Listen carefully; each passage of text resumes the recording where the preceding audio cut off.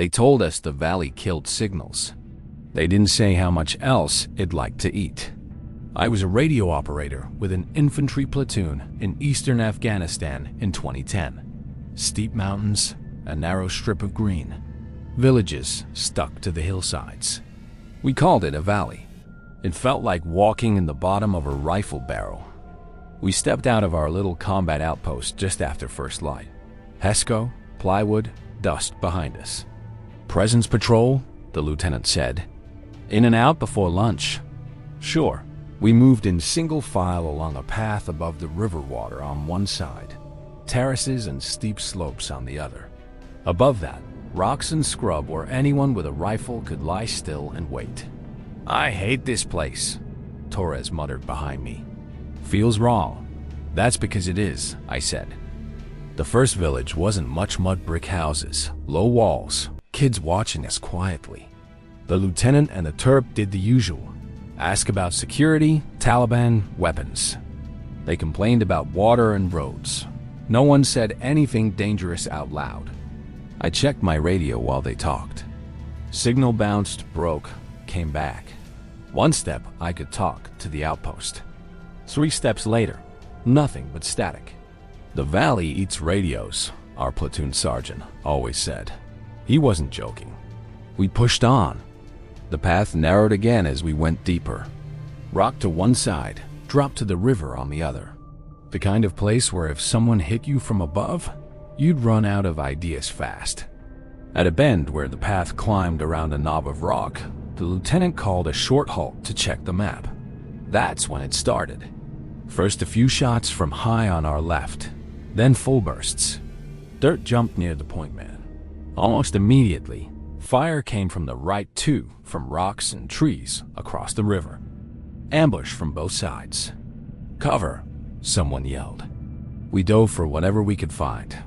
I slammed in behind a low stone wall, radio whacking my back. Rounds snapped overhead, cracking off the rock. Contact left and right. The platoon sergeant yelled. Multiple positions. Get eyes on. Rifles and a saw answered, our fire rattling back into the hills.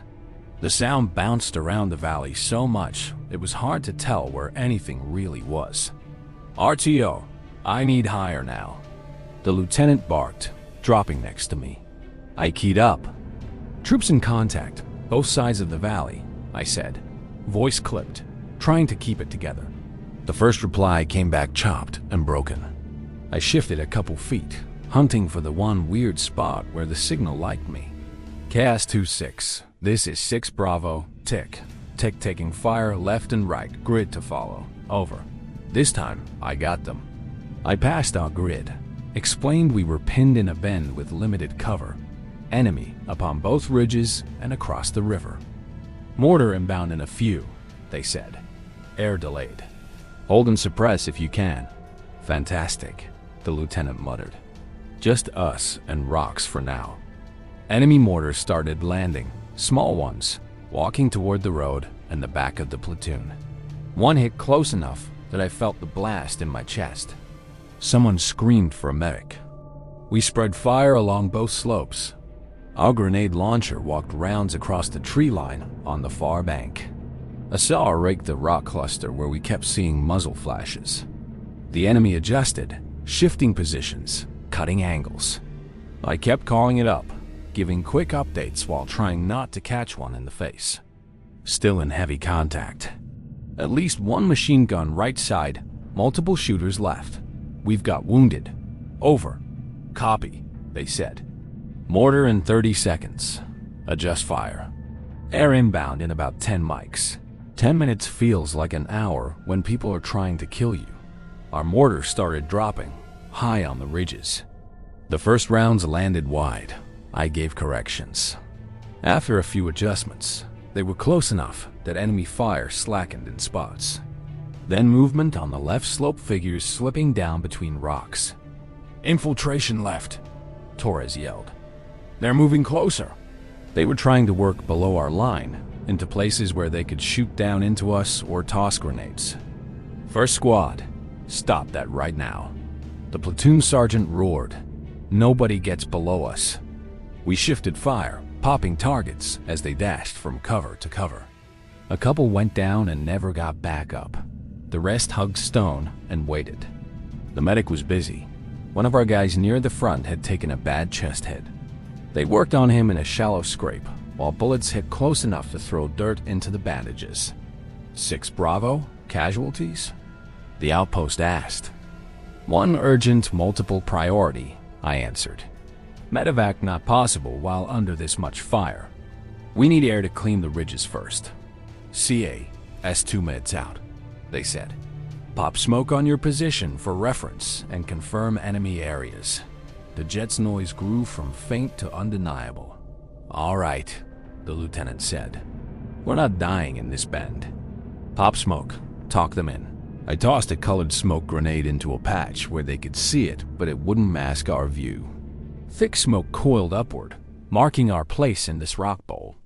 Over the net, the air guys confirmed our smoke, and I talked them on to the ridge's enemy on the upper slopes both sides. Machine gun across the river near a tree line. Infiltrators along the left rock shelf. A minute later, the jets made their first run. You feel it more than you hear it air tearing past. Then the impact as ordnance slams into the hillside. The left ridge lit up, rock and dirt spraying high. Secondary blasts popped. Our side went quiet for a second, just from shot. Good hits. Someone shouted. Another run hit the right side, near the suspected machine gun nest. When the dust settled, the amount of lead coming from that direction dropped way down. Not 0, but way less. Fire's lighter, I reported. We can move a bit. The lieutenant didn't hesitate. Second squad, keep suppressing, he ordered. First squad, we're peeling back to better cover, bound by teams. We are not staying in this choke point. We started bounding out, one team firing while the other moved back 10, 15 meters at a time, using any fold in the terrain we could find. The wounded got dragged or half-carried in short bursts. Medics stuck to the worst one like glue. The enemy still shot when they could, but the rhythm was off now. Some of them were dead. Some were shaken. Some were just deciding we weren't worth more effort. Eventually, the rounds stopped cracking over our heads. Just like that, the valley went from screaming to quiet. Dust hung in the air. The smoke from our grenades and their mortar drifted apart. My ears rang. My hands buzzed like I grabbed a live wire. 6 Bravo status? The outpost asked. We broke contact, I said. Move to a more defensible spot. 1 urgent, 2 priority, multiple minor. Request medevac at designated PZ when feasible.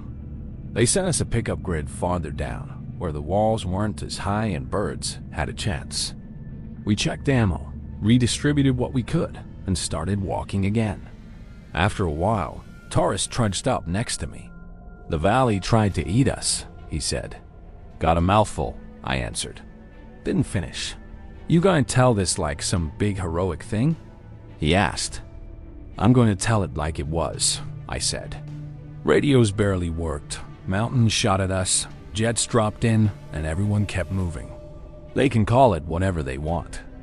People talk about Afghanistan in big terms: strategy, politics, campaigns. For me, it's that one bend in a nameless valley. A radio that only behaved if you stood in one specific spot. Muzzle flashes flickering in rocks on both sides. Air support dropping fire into hills that thought they owned us. Dragging a bleeding friend toward ground that was only slightly less bad than where he got hit. They said the valley liked to eat radios. That day, it tried for a whole platoon. We walked out anyway. You don't really understand every house is a fight until you're staring at one and wondering if the next step takes you into a room or a blast. I was a Marine rifleman in 3/5 during the Second Battle of Fallujah, November 2004. The city was concrete, dust, rebar, and streets that all looked the same until rounds started coming out of one of them. Our life was a grid. This block, cleared. That block, hot. This alley, avoid. We moved one house at a time, one doorway at a time, all day. The house that stuck with me had a blue metal door. It sat near the end of a narrow street, 2 stories, walled courtyard, balcony half hanging off, satellite dish crooked on the roof. You'd never have noticed it in peacetime. In that week, nothing was just a house. We'd already cleared a string of buildings behind its busted doors. Flashbangs, fast room sweeps, a couple of close calls, and one house still smoking. Staff Sergeant McCready pointed with his barrel. "Next," he said. "The blue door." He squatted in front of us for the quick brief. "Intel says this might be a waypoint house. Fighters move through here from the main road to the back alleys toward the river," he said. "Could be empty. Could be full. We're treating it like full." He laid out the stack. Lopez on the bang, King first in, then him, then me and Harris. We moved up. The air smelled like dust, burned trash, and old cordite. My heart was thudding in my fingers on the rifle. Lopez checked the handle. Locked. "Kick it," McCready said. King hit it. The lock gave, but the door only swung a few inches and jammed something heavy behind it. "Bang high," McCready ordered. Lopez cracked the gap, tossed a flashbang, and kicked the door back against the cabinet hard enough to hold it. "Bang," he called as it went. The grenade popped, white light and sound punching through the hall. "Go!" McCready shouted. King shoved through, forcing the door around the overturned cabinet. McCready followed. I went after him, Harris on my back. Inside was a narrow hallway opening into a main room. Dust in the air. Cabinet on its side, one guy on the floor next to it, hands to his ears, dazed, a K just out of reach. King stepped on the rifle and pointed his M4 at the man's face. "Don't," he said, even though the guy probably couldn't hear a thing. "Room first," McCready snapped. "Deal with him after." We flowed into the main room couch. Busted TV, cushions, low table with tea glasses. 2 interior doors, one left, one right, and stairs going up. Harris with me right. "You two take left," McCready said. I nudged the left door open with my muzzle, staying off the frame. Small bedroom, mattress on the floor, clothes everywhere, no movement. I sliced the room, checked under the bed, behind the wardrobe, corners. Left clear, right clear. Came back almost at the same time. By the time we regrouped in the main room, someone had the guy from the doorway face down and cuffed. We all looked at the stairs. Everybody hates stairs. "Up," McCready said. Same order. "Watch the landing." We went up slow. Concrete walls, blind turn at the top. Perfect place to die. Near the top, I heard fast Arabic from above. One word I caught, Ameriki. Then scuffling, something being dragged. "Take it," McCready yelled. "Go, go." We pushed the last few steps. The upper floor was one big room with a balcony facing the street and 2 small rooms off it. Sunlight cut across dust, silhouetting 3 men in motion. One was trying to swing a PKM toward the balcony doorway. One was reaching for a mag on the floor. One was running for a back door.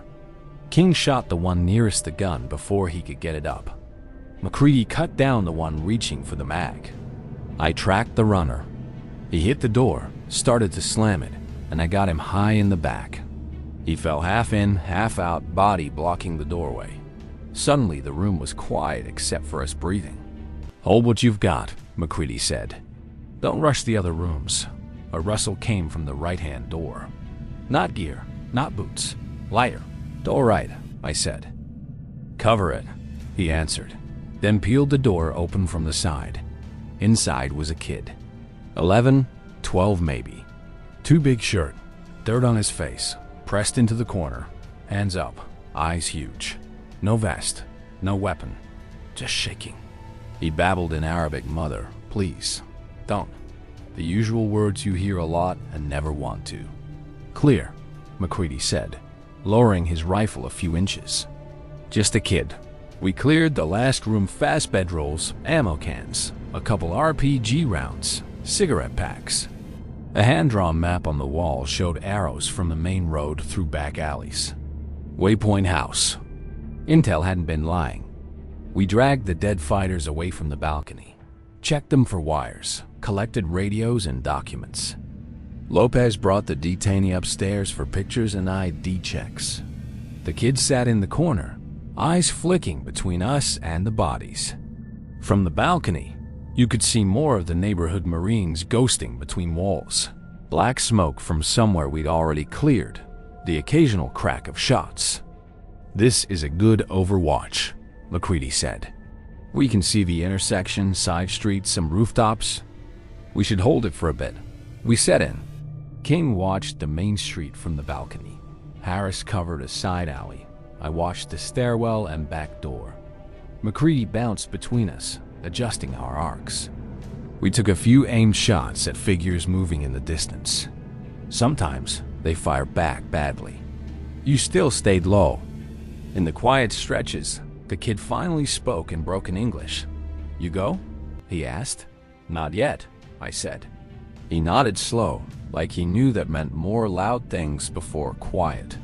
After a while, the lieutenant came up, checked fields of fire, agreed to keep the house occupied as a position while other squads pushed past. We handed the detainee and the kid over for processing, bagged what mattered, and got ready to move. As I went down the stairs, I looked back once more at the balcony and the PKM mount, then at the chipped blue paint of the door on the way out. Out in the street, another house was already waiting its turn. Harris bumped my shoulder. "Think you'll remember this one?" he asked. "Yeah," I said. "That door's not leaving my head. People talk about Fallujah as block by block, house to house, in big, vague ways. For me, it's that blue door. The shove after bang. The man by the cabinet with his rifle just out of reach. 3 guys trying to get a machine gun on target before we got through the frame. A kid stuck in the corner of someone else's war. They called it clearing operations. It felt like stepping through colored rectangles into little self-contained versions of the whole fight and hoping, every single time, that you were faster than whatever was waiting on the other side.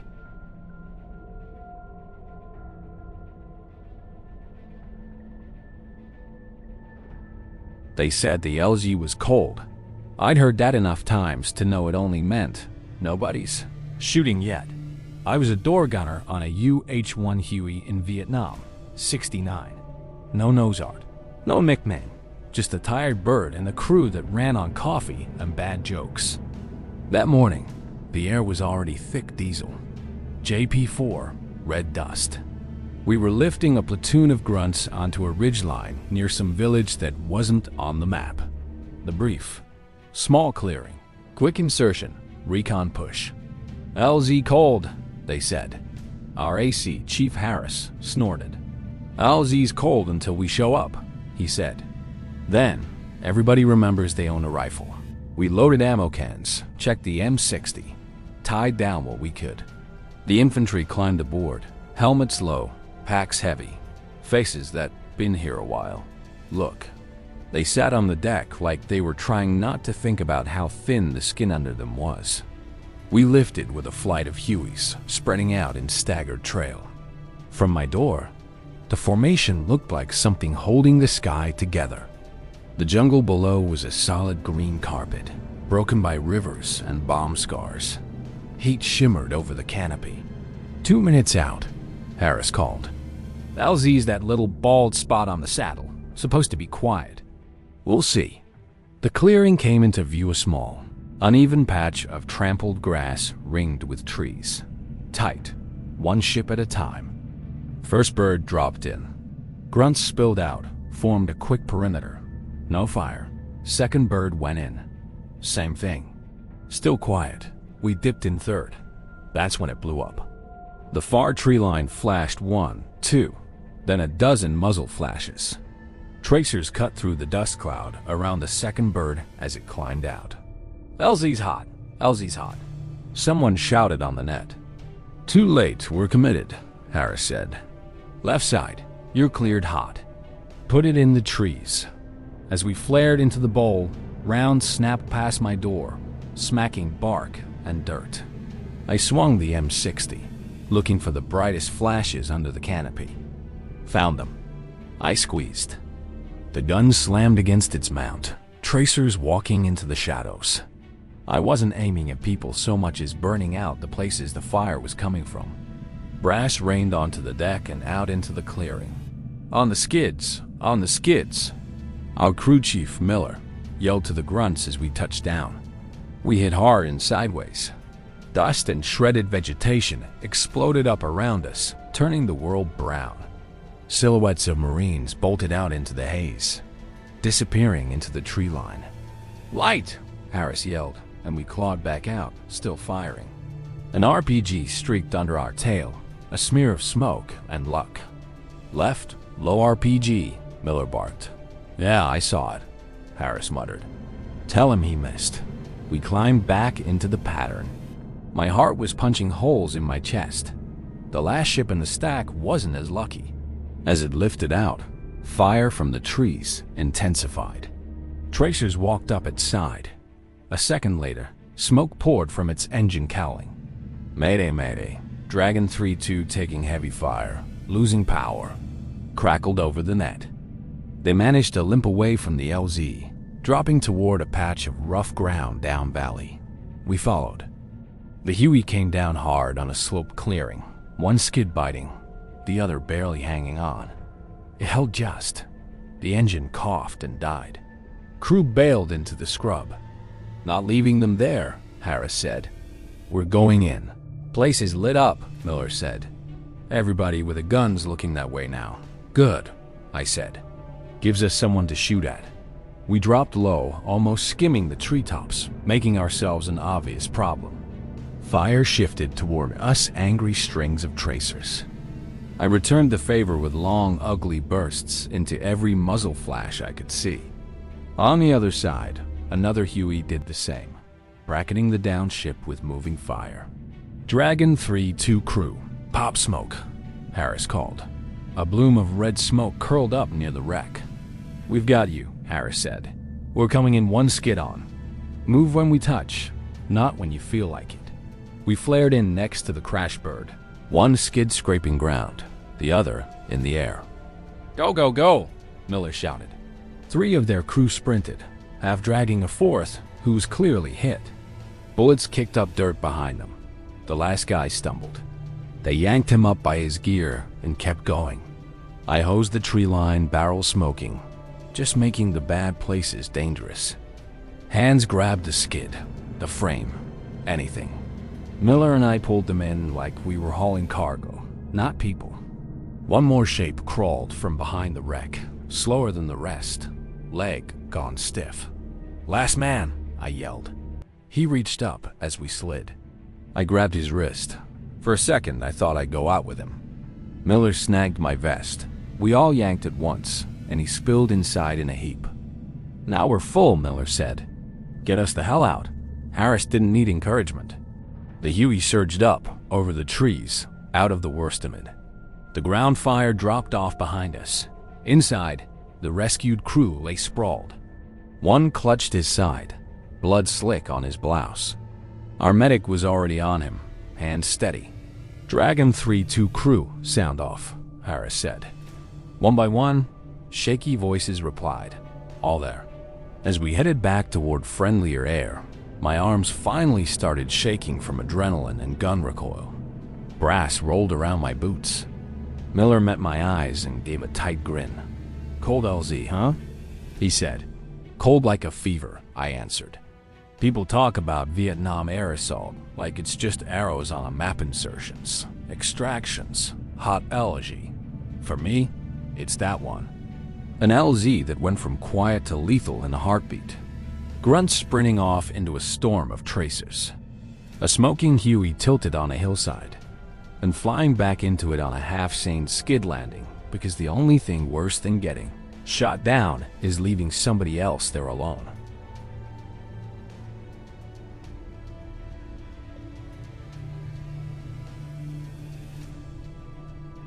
They said the LZ was cold. I'd heard that enough times to know it only meant nobody's shooting yet. I was a door gunner on a UH-1 Huey in Vietnam, '69. No nose art. No nickname.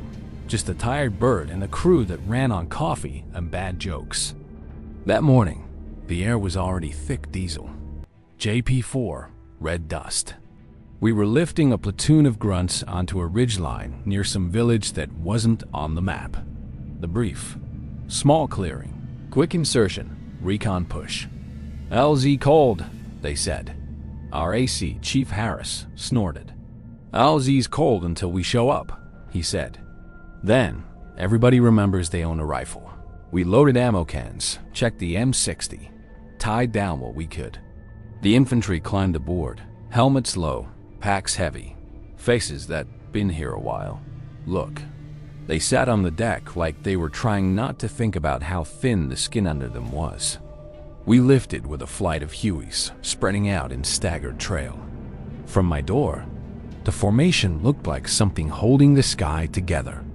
The jungle below was a solid green carpet, broken by rivers and bomb scars. Heat shimmered over the canopy. 2 minutes out, Harris called. LZ's that little bald spot on the saddle, supposed to be quiet. We'll see. The clearing came into view, a small, uneven patch of trampled grass ringed with trees.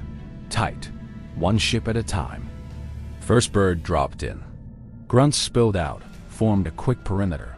No fire. Second bird went in. Same thing. Still quiet.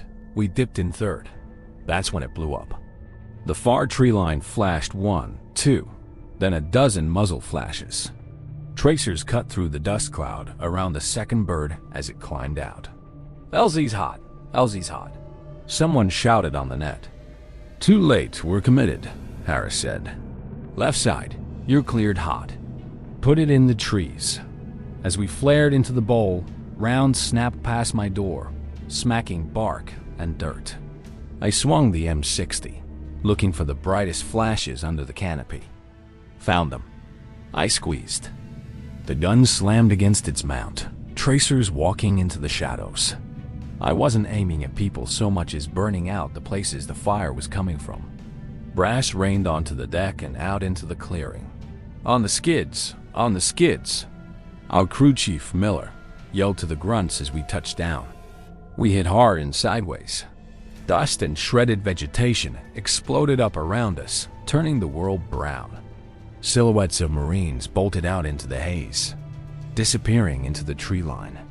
Light, Harris yelled, and we clawed back out, still firing. An RPG streaked under our tail, a smear of smoke and luck. Left, low RPG, Miller barked. Yeah, I saw it, Harris muttered. Tell him he missed. We climbed back into the pattern. My heart was punching holes in my chest. The last ship in the stack wasn't as lucky. As it lifted out, fire from the trees intensified. Tracers walked up its side. A second later, smoke poured from its engine cowling. Mayday, mayday. Dragon 3-2 taking heavy fire, losing power. Crackled over the net. They managed to limp away from the LZ, dropping toward a patch of rough ground down valley.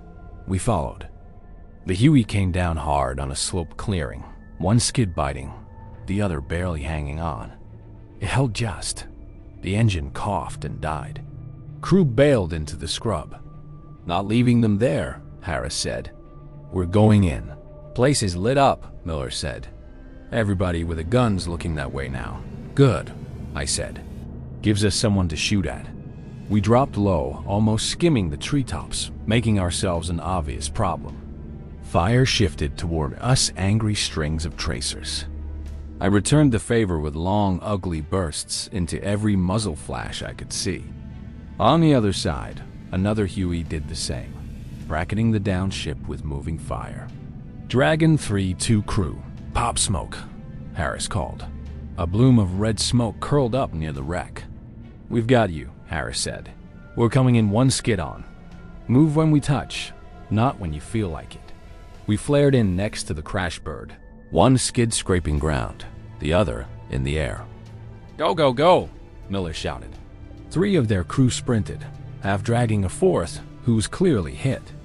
Bullets kicked up dirt behind them. The last guy stumbled. They yanked him up by his gear and kept going. I hosed the tree line, barrel smoking, just making the bad places dangerous. Hands grabbed the skid, the frame, anything. Miller and I pulled them in like we were hauling cargo, not people. One more shape crawled from behind the wreck, slower than the rest, leg gone stiff. "Last man," I yelled. He reached up as we slid. I grabbed his wrist. For a second, I thought I'd go out with him. Miller snagged my vest. We all yanked at once, and he spilled inside in a heap. "Now we're full," Miller said. "Get us the hell out." Harris didn't need encouragement. The Huey surged up, over the trees, out of the worst of it. The ground fire dropped off behind us. Inside, the rescued crew lay sprawled. One clutched his side, blood slick on his blouse. Our medic was already on him, hands steady. "Dragon 3-2 crew, sound off," Harris said. One by one, shaky voices replied, "All there." As we headed back toward friendlier air, my arms finally started shaking from adrenaline and gun recoil. Brass rolled around my boots. Miller met my eyes and gave a tight grin. "Cold LZ, huh?" he said. "Cold like a fever," I answered. People talk about Vietnam air assault like it's just arrows on a map insertions, extractions, hot LG. For me, it's that one. An LZ that went from quiet to lethal in a heartbeat. Grunts sprinting off into a storm of tracers.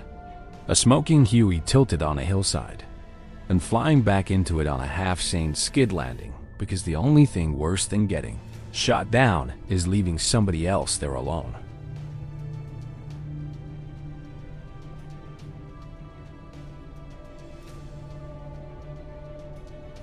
World War I. British infantry. Trench raid. They say you never forget your first time over the top.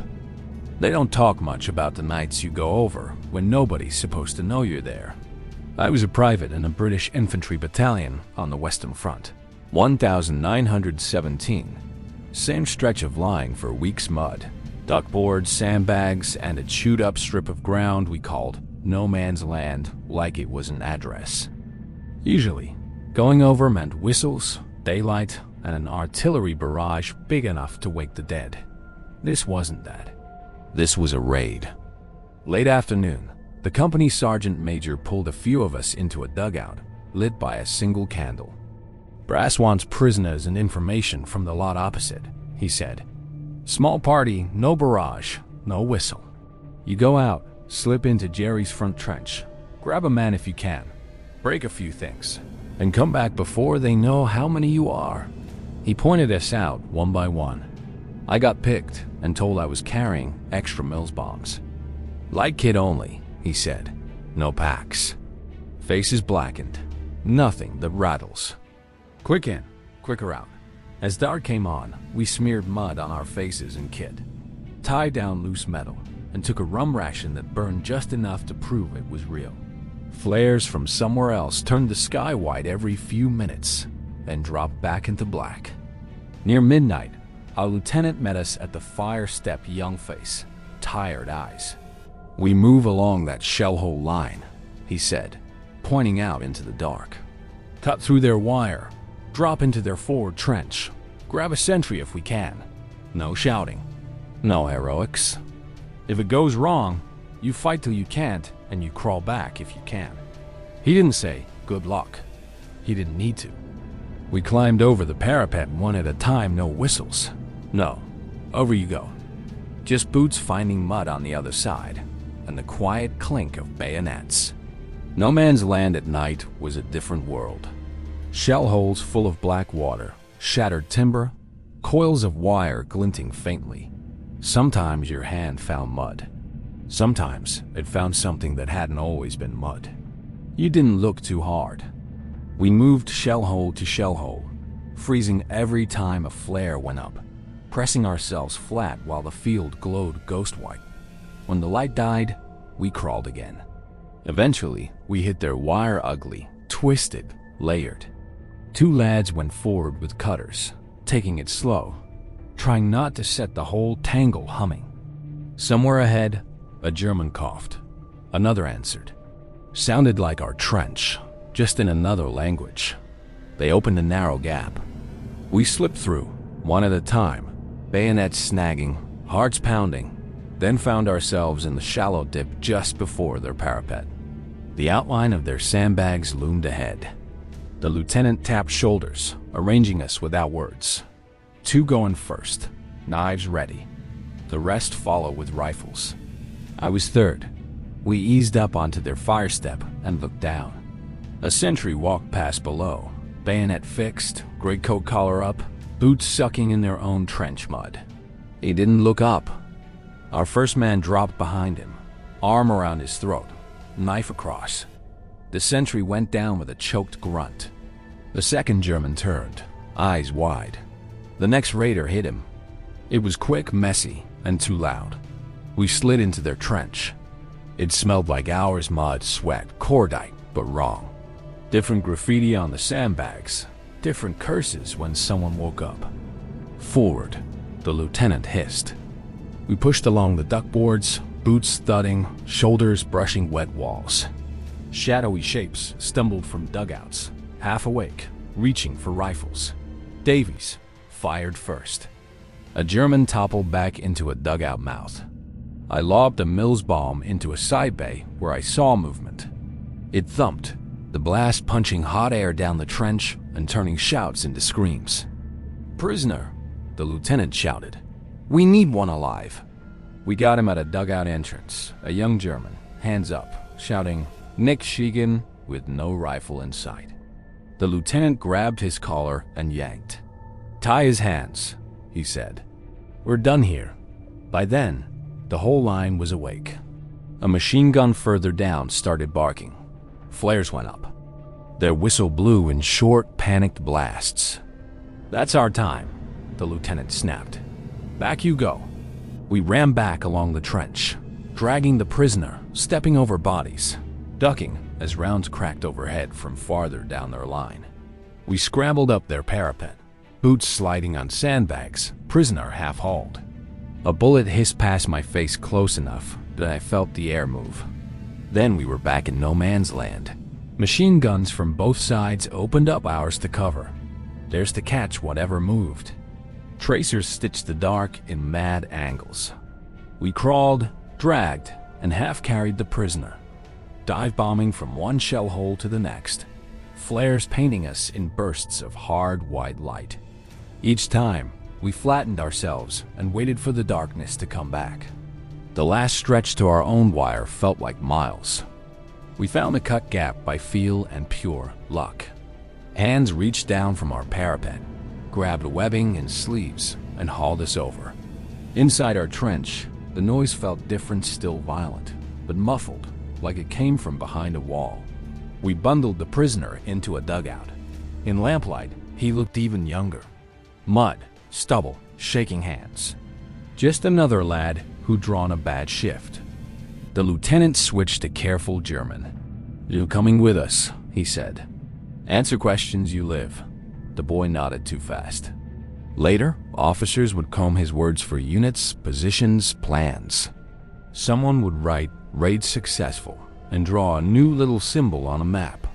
Back up on the fire step, Davies passed me a cigarette, fingers still trembling. "Well," he said, voice rough, "that was daft." "Yep," I said. "We'll probably do it again next week." People talk about the First World War in wide-angle shots, endless trenches, big offensives, names on memorials. For me, it's that night. No whistles. Just climbing into the dark with your face blacked, a satchel of bombs on your hip, and the hope that when the flares went up, you were still close enough to your own side to crawl back instead of becoming another shape someone else tries not to step on.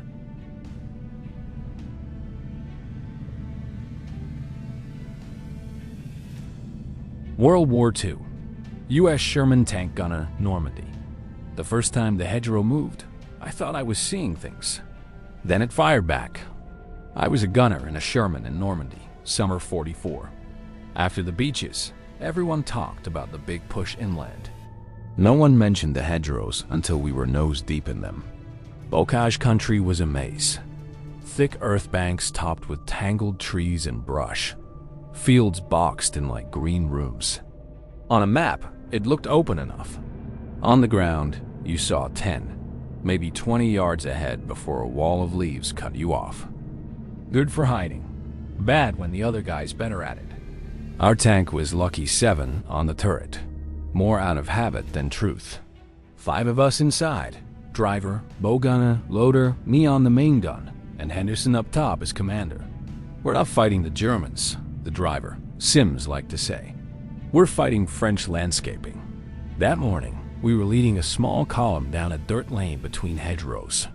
One other Sherman behind us, then a platoon of infantry hugging the banks on both sides, rifles up, helmets low. The air smelled like wet earth, cut grass, and exhaust. Sunlight came in patches through the trees.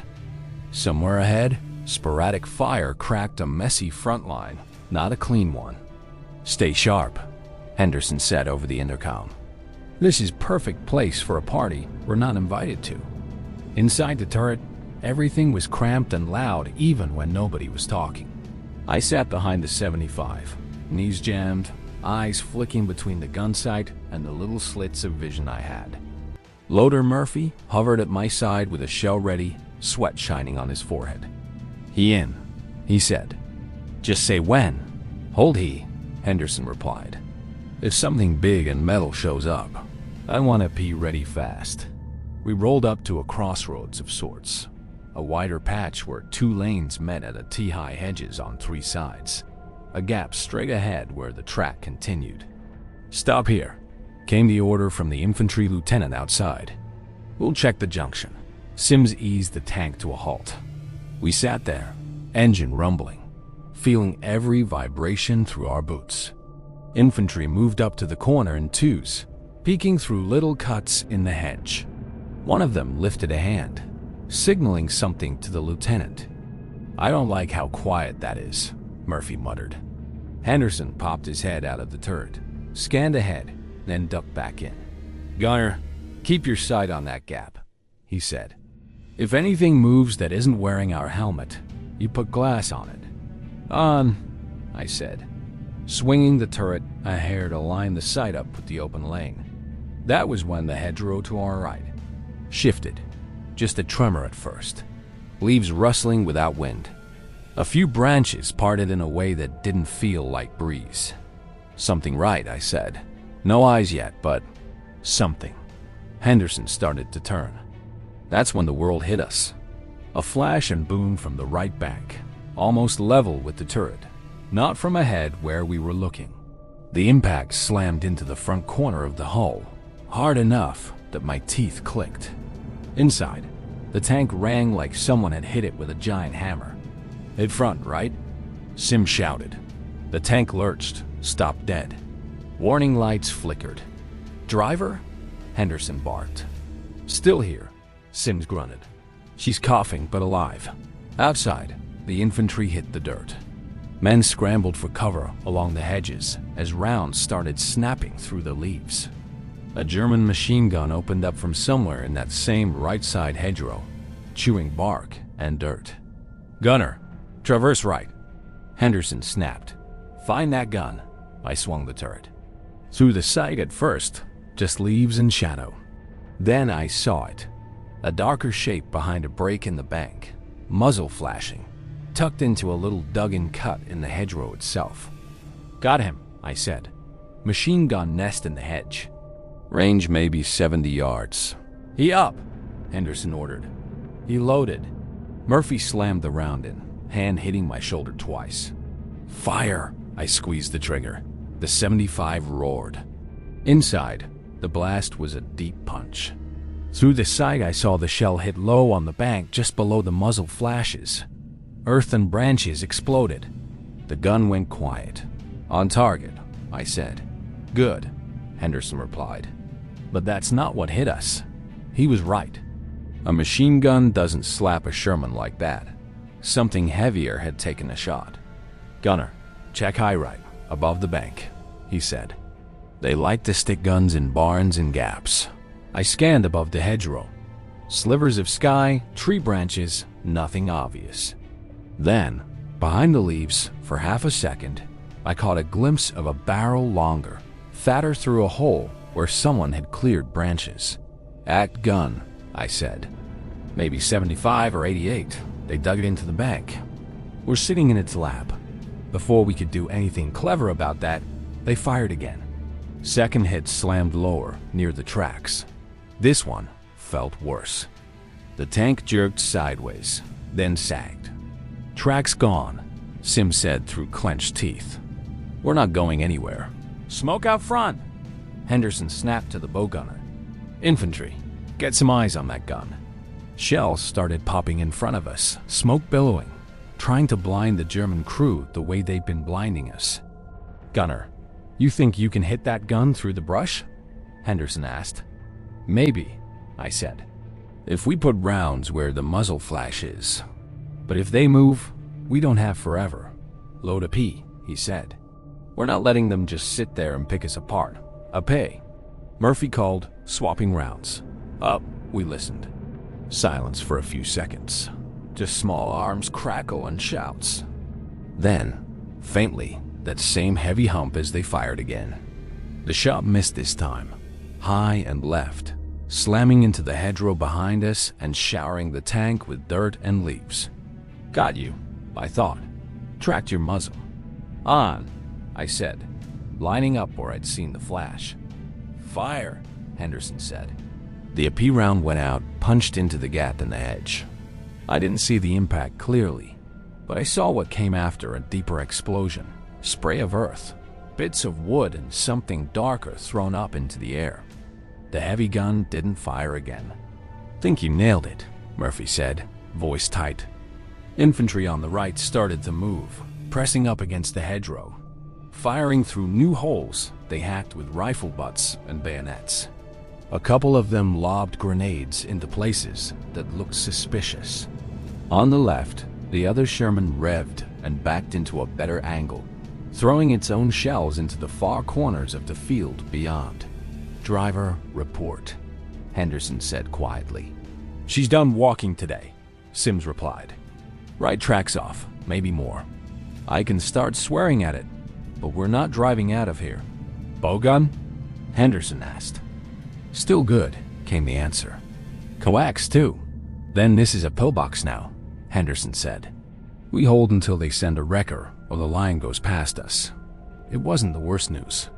It wasn't the best. Enemy fire tapered off over the next few minutes as our infantry cleared the immediate hedgerows.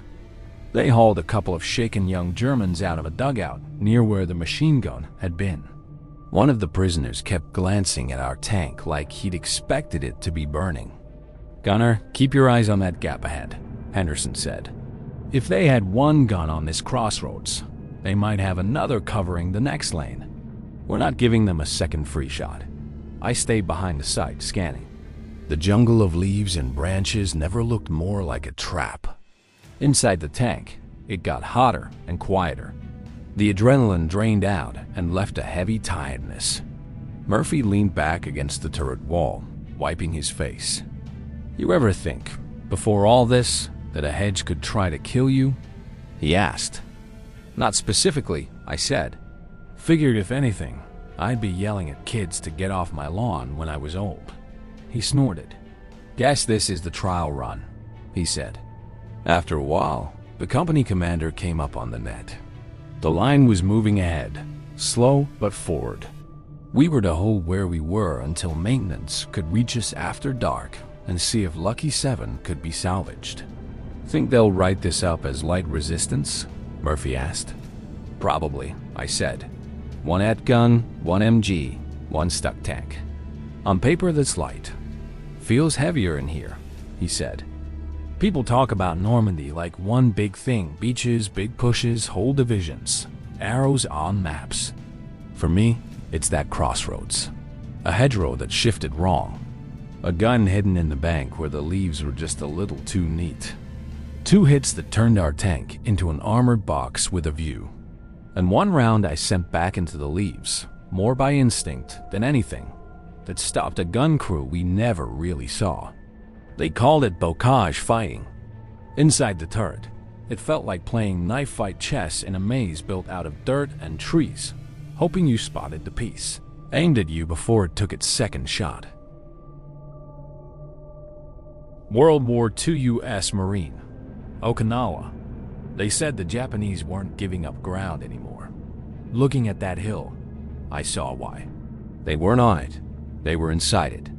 I was a Marine rifleman on Okinawa in '45. We'd been grinding against ridges full of caves for days, black firing ports in rock. Tunnels you never saw until they spat bullets at you. This hill looked ordinary, maybe 50 feet high. Scrub and broken coral, nothing obvious. No big cave mouths, no logs, no sandbags. Just another lump in a landscape of lumps. Our lieutenant scraped a sketch in the dirt. Fire's been coming off this rise, he said. Intel thinks there are tunnels under it feeding fire into the line. We go up by squads, locate firing positions, and neutralize. Engineers follow with demo once we find entrances. He pointed us into the center. We moved up the slope in short rushes, diving behind rocks and shell holes. Artillery had chewed the place up, powdered coral underfoot, roots sticking out like bones. It was quiet in that bad way. Halfway up, someone in second squad pointed out a rock that didn't look quite right. At first, it was just stone. Then I saw the line a neat cut, a small square in the coral face, darker inside. A firing port, not a cave mouth. There were more of them once you knew how to look, little slits scattered across the front of the hill, positioned to rake the slope. Maybe they pulled out, my buddy Carter whispered. That's when the hill opened fire. A shot cracked from a low port, and the Marine in front of me dropped, hit in the chest.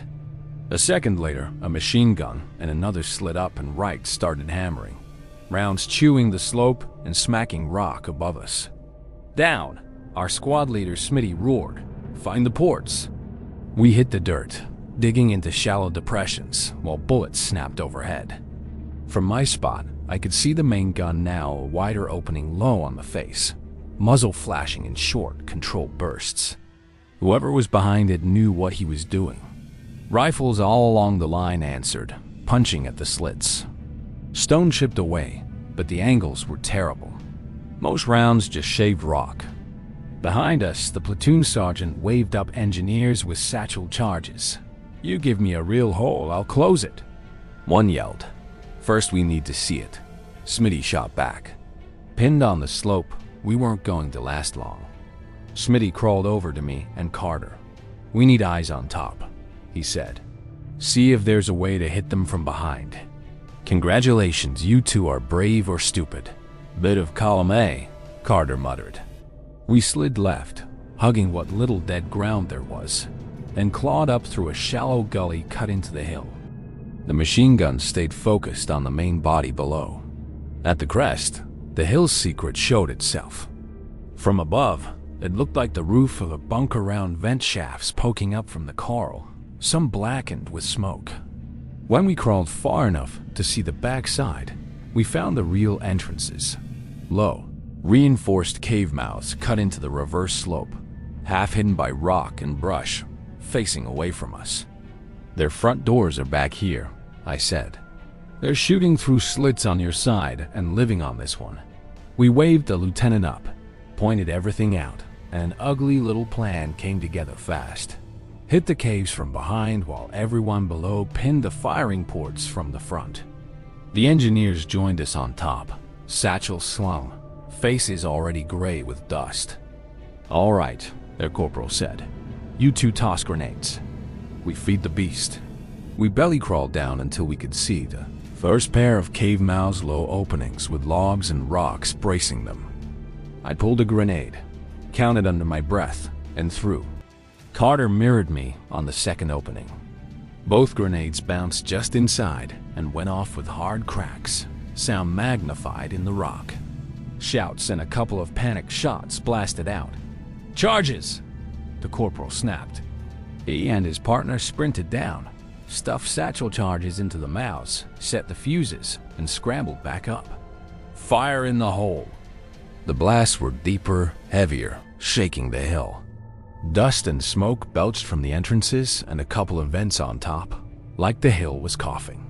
Down on the front slope, the machine gun suddenly stopped. Some of the little firing slits puffed smoke, then went still. Again, the lieutenant called. We worked down to another pair of caves farther along.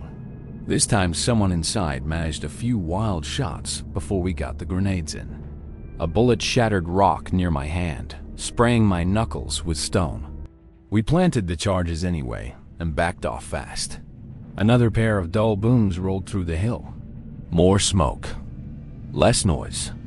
Below, our Marines rushed the front face. Close now, jamming grenades into slits, firing point blank into any port that still looked like a threat. A minute later, Smitty's voice came up, hoarse but satisfied. "Front ports are quiet," he yelled. No more fire.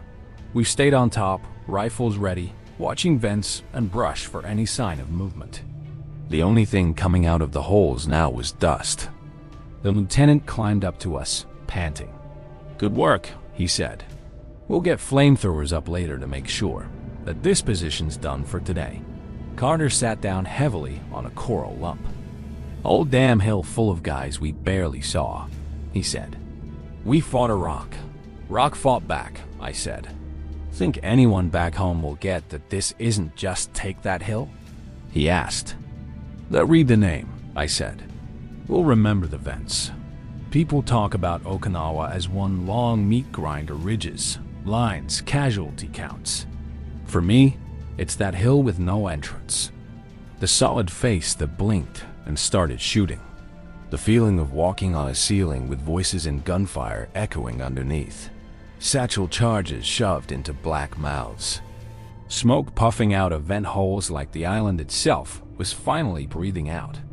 They called it clearing a strong point. Up there on the coral and dust, it felt like forcing a mountain to admit it was hollow and full of men who decided the only way out was to take as many of us with them as they could. Gulf War, M1 Abrams gunner. You don't really understand the phrase, "we own the night," until you watch a battlefield appear out of nowhere in green. I was a gunner on an M1 Abrams during the Gulf War, 91. Desert as far as you could see. Tank tracks like scars across a flat nothing. We'd been moving all day in column. Dust clouds trailing behind us like we were dragging ghosts. By the time the sun went down, we were somewhere inside a rock, close to the line of departure we'd all seen on too many briefings. Orders were simple. Push through. Smash any resistance. Keep going. Simple always sounded good in the tent. Less so when the sun vanished and the desert turned into a black sheet. We loggered up in a rough line, hull slightly offset, guns covering sectors. Engines low idling, radios buzzing with clipped voices. The air smelled like fuel, sweat, and the faint tang of cordite from the test fires we'd done earlier. Our tank was call sign Viper 3-2. Driver, loader, TC, me on the gun. 4 guys in a steel box with a big stick. Our tank commander, Staff Sergeant Knox, ducked down into the turret. NVGs hanging around his neck. Thermal sight already powered up. "Listen up," he said over the intercom. "Intel thinks there's a Republican Guard armor unit somewhere ahead of us.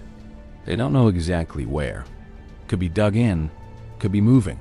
We're advancing by bounds after midnight. For now, we sit, we watch. We don't silhouette ourselves like idiots." Loader Davis chuckled softly. "Love it when Intel says somewhere," he muttered. "Somewhere is better than we have no idea," the driver, Hill, replied. I pulled the thermal sight down and started scanning. Out there, in white and black, the world's simplified cold sky, warm ground, anything with an engine glowing like a coal. For a long time, there was nothing. Just the fuzzy line of the horizon, occasional hot spots from our own vehicles, and the slow drift of time. Around midnight, the word came down the net. "All Vipers move. Line formation, interval 50 meters, heading 080. Advance slow. Gunners. Scan. Driver, up," Knox said. "Slow roll. Gunner, eyes front and right. I'll take left. Hill eased us forward. You could feel the tank's weight in the way the hull rolled over the ground, even if you couldn't see anything out of the naked eye slits. Over the optics, though, the desert was lit in ghostlight. I scanned in a steady rhythm, left to right, right to left. Nothing. Then, faintly, something. TC, I've got hot spots at 1 o'clock, far, I said. Multiple. Could be vehicles, could be something else. Range estimate 3,000 plus. Knox leaned into his own sight. Yeah, I got him, he said. Stationary. Looks like a line. That's not a herd of goats. He keyed the radio. Viper 3 to 2 to Viper Actual. Possible armor or vehicles at 1 o'clock. 3 clicks. Suggest halt and confirm. Copy. 3 to 2. All Vipers hold and scan, came the reply. The line of tanks rolled to a stop, one by one, engines still ticking over. Gunner, give me a tighter look, Knox said. I zoomed in. The shapes sharp and long, low silhouettes with distinct heat signatures at the rear where engines sat. Hulls and turrets in a neat row, spaced out, dug into the ground line. Looks like tanks and revetments, I said. Could be TED-72s. They're not moving. Sleeping beauties, Davis murmured. Until we wake them up, Knox said. Stand by. Higher up the chain, decisions were made. The order came down a minute later. All Vipers, this is Viper Actual. We have a dug and armor line ahead. You are weapons free on confirmed hostile tracks. Gunners, pick targets. On my mark, we engage from current position.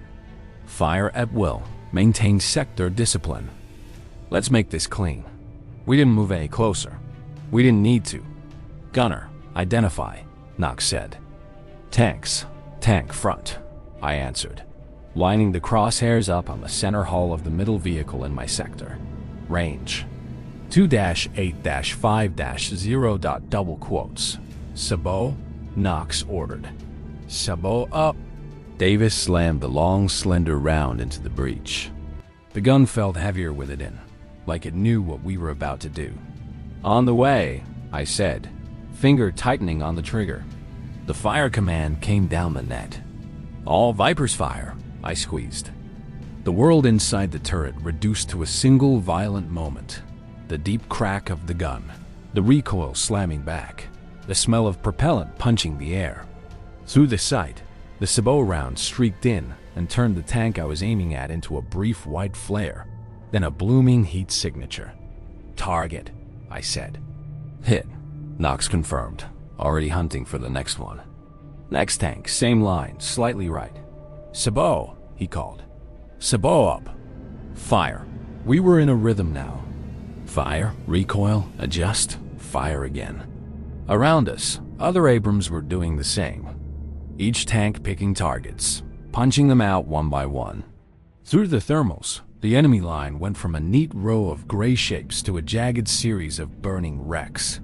They tried to answer, but they were slow, surprised, and blind by comparison. A few of their tanks started engines, heat flaring in the rear, turrets turning.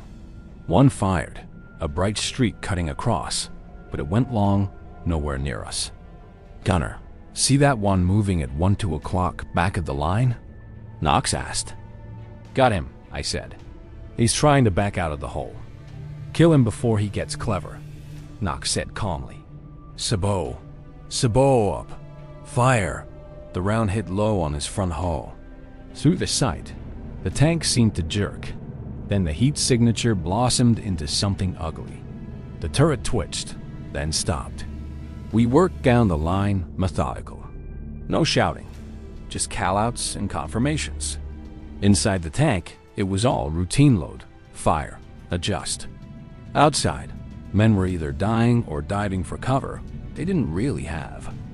At some point, small arms fire started crackling from their position 2 rifles and machine guns.